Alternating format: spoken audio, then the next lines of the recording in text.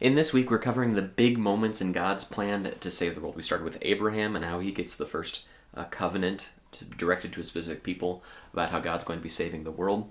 Then we covered the Exodus, how that is that pivotal moment where God establishes that he's the God who saves his people. And now we're getting to the promise given to the most famous king, King David, that he would have a throne that is established and he rules forever. First, let's talk about King David and why he's actually a pretty cool guy. David's first introduced in the Bible after God announces that Saul is no longer fit to be king. Saul was the original king of the Israelites. He was picked because he was cool. Like, that's really what it was. It was a popularity contest, even though he was kind of a loser. He was noted to be taller than anyone else ahead, taller than any of the other Israelites, and that's why he's king. This next king, though, is to show the Israelites they don't want a king like all the other kings. They had a warrior king, and now they're getting a king who's actually after God's own heart. 1 Samuel chapter 13, verse 14 says, "But now your kingdom shall not continue. The Lord has sought out a man after his own heart, and the Lord has commanded him to be prince over his people, because you have not kept what the Lord commanded you." A few chapters over from there, we learned that this man after God's own heart is a little shepherd boy.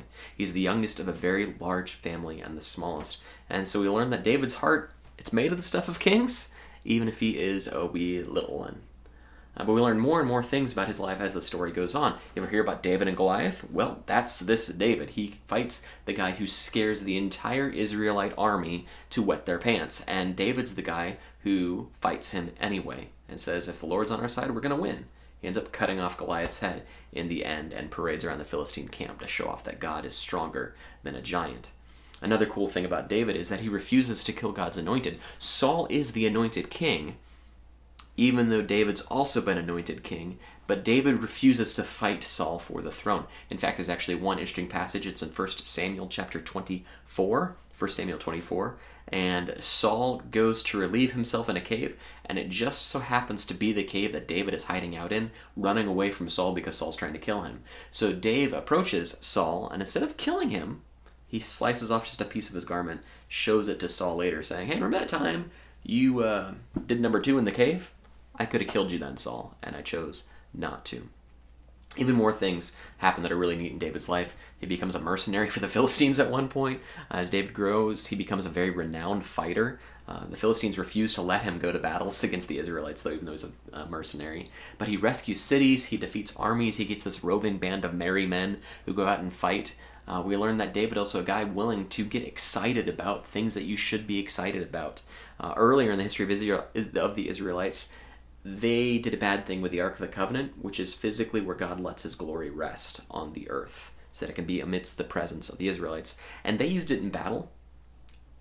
The Ark of the Covenant kind of went to war on its own, and it gets returned to Israel, but it doesn't actually go to the right spot. And during David's reign, he figures this out, has it brought back to Jerusalem, where it should be, and he gets so excited that God's throne is being returned to where it should be, he takes off his outer garments and starts dancing in the streets, showing immense joy over this. He was okay to express joy, which is a big deal. Some people think they can't express joy, even though it's one of the fruits of the Spirit.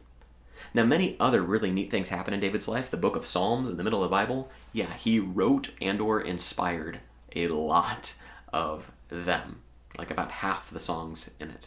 He did a lot of great deeds. He was a hero of the Israelites. He was also a man after God's own heart. That said, he's also a really terrible person when you read about him. You can take a moment to just run through some of the faults in his life. David and Bathsheba, that's a story about rape and murder. And that was King David. A little later, David proves that he's a horrible parent. He ignores rape and incest and murder within his own household amongst his children. And then when one of his children gets upset that David didn't do anything about it, this child decides to raise up an army and take over the throne himself because his dad's not doing anything. And his dad basically ignores it and says, "Oh, don't hurt my son." Yeah, that's not how a king is supposed to act when his throne is at stake, even if it's his own child. Another time, David decides to trust in the strength of his own men and not in God. He decides he wants to count and establish an army. Now this, you would think it's not a big deal since he's king, but up until that point in Israelite history, anytime there was an army needed, the people just were raised up as militiamen and acted as an army. They just trusted that God would provide the amount of armed forces necessary.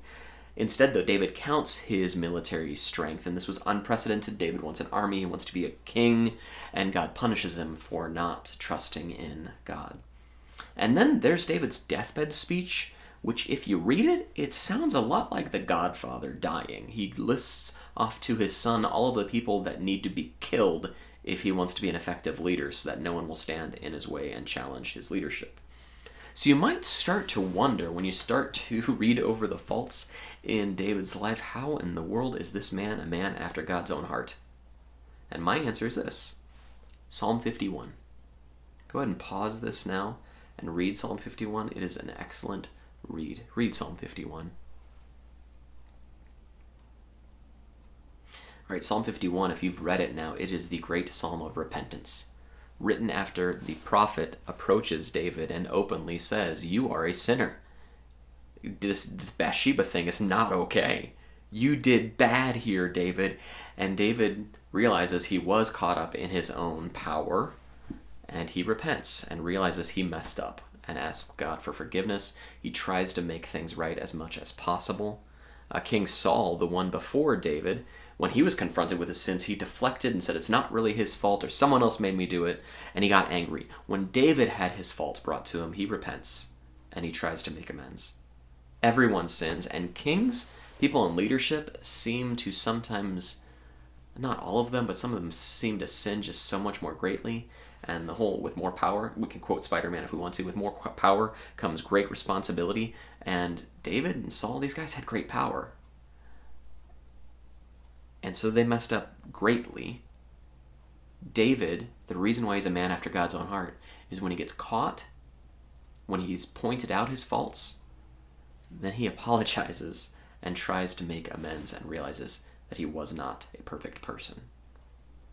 Now, earlier in David's life, before his deathbed speech, obviously he wants to seek after God, and he wants to make amends for some of the things he's done, and he wants to be a follower after God. And so he notices that the Ark of the Covenant, it doesn't have a permanent resting house. It still is in the tabernacle, which is like the temple, but it's the tent version that you could break down and it's portable. And so David says, I want to make a permanent structure for this. But this is what God answers him with when David asks that. It's in 2 Samuel chapter 7, verses 8 through 16. Go ahead and read 2 Samuel chapter 7, verses 8 through 16. It ends with, "Your throne will be established forever." God responds to David's request. He says, I've made you into a king, David. Your name will be great, and I will make your people a home, and their home will be a peaceful place. Not like the time of the judges with enemies all around continually over and over again, but truly at peace. Your son can build me a house. You don't get to do that, David. I'm sorry. But here's what I do promise you, David. Your throne will last forever. Now I can count 3 prophecies in that speech. Number 1, David's son will make a house for the Ark of the Covenant. That happens. King Solomon builds the temple and they place the Ark of the Covenant inside of that. Number 2, the people of God will one day find themselves in a situation of true peace. That hasn't happened yet, has it? Not at all, if you look at the Middle East. And then the third prophecy there is that David's throne will last forever. So those last 2 prophecies are interesting. So David is promised to be on a throne that lasts forever, and that the land is going to eventually get peace that will last. There's something to talk about, aren't they? These promises were never forgotten throughout the Old Testament. 600 years later, the prophet Jeremiah is still talking about it. Even going in the New Testament, people in the New Testament time are still talking about this king who's going to sit on David's throne. John 7:42 says, Has not the scripture said that the Christ comes from the offspring of David and comes from Bethlehem, the village where David was? See, only the Messiah could be the type of king who would rule on David's throne, and in the way that David was meant to, but David himself failed at even. But who do you know who was born in Bethlehem, the village of David, and who was born with a lineage that could trace back to David himself? Who do you know that is a king whose rule will last forever and he will establish a peaceful land for the people of God? Who do you know is the type of ruler that can fulfill all of the promises to God's people of both the Old and the New Testaments of the Bible? Who do you know that can be a hero like King David, but without the massive faults of King David? I know a guy like that, and his name is Jesus. Any questions? Go ahead and put comments below this video. Thank you.